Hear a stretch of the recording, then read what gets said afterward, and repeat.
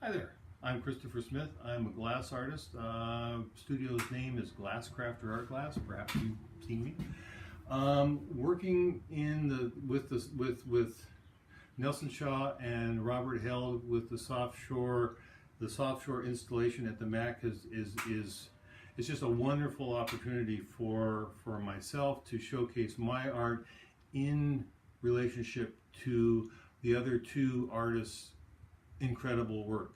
Nelson Shaw and I, the metal part of the soft shore, the metal sculptor of soft shore, and I have collaborated for years on making these particular sculptures with the glass salmon. In the exhibition itself, we have a vision that Robert will be making a chandelier centerpiece that is a herring ball, a bait ball of clear glass herring.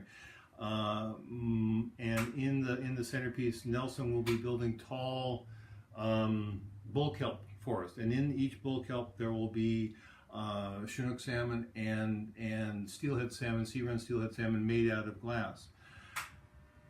Leading up to that will be a creek, a riverbed with spawning fish, spawning sockeye, spawning Chinook, spawning steelhead, spawning coho, and spawning chum salmon.